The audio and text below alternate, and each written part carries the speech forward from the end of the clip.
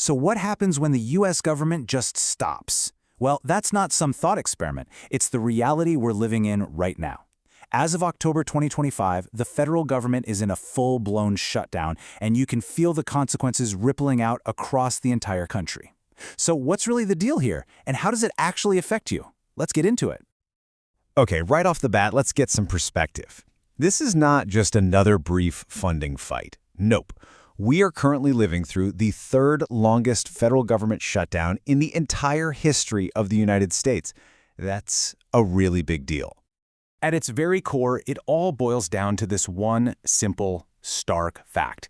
The US government is closed. I mean, for a huge number of essential functions, the doors are locked and the lights are off. And that single reality is the driving force behind everything else we're about to talk about.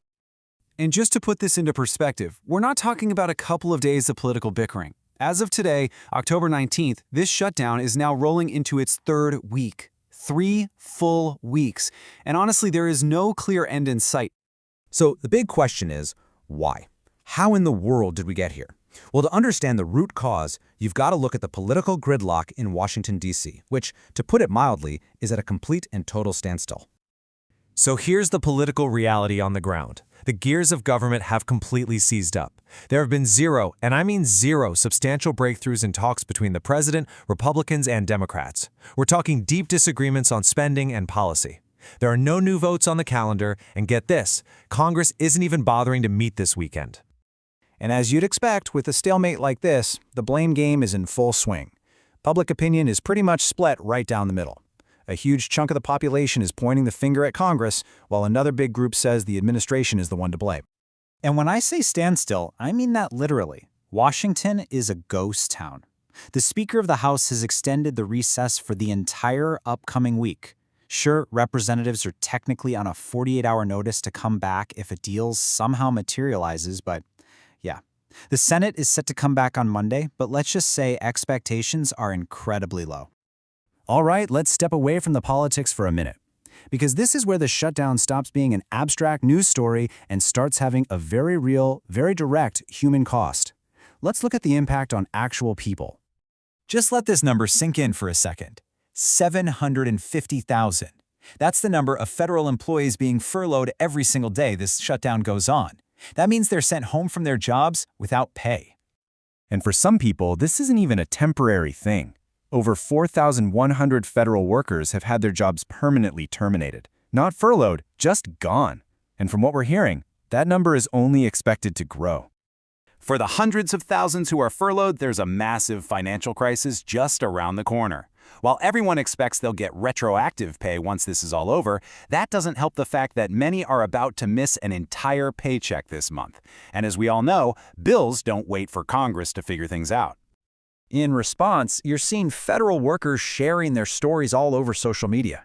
So many are out there looking for side gigs, doing whatever they possibly can just to stay afloat, while Washington remains stuck in neutral. Now, what about the military? Well, that's a precarious situation too.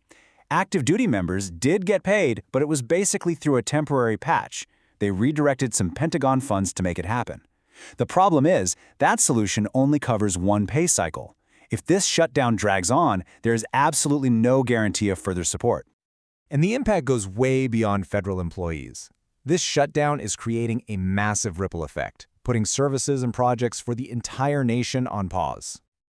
Just take a quick look at this. It gives you a snapshot of just how widespread the disruption is. The federal court system? It's basically run out of money and is barely functioning. We're seeing hundreds of health and education projects get canceled outright.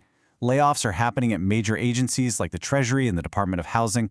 The bottom line is, public services are being severely affected, and it's getting worse every day. So, all of this brings us to the most pressing question of all. Where do we go from here?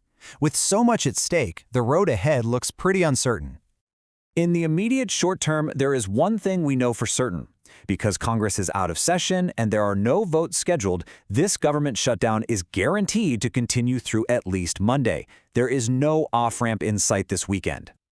You know, the headlines are all focused on the political fight, on who's winning and losing in Washington, but when you see essential services halt and paychecks just disappear, it forces all of us to ask a much more fundamental question.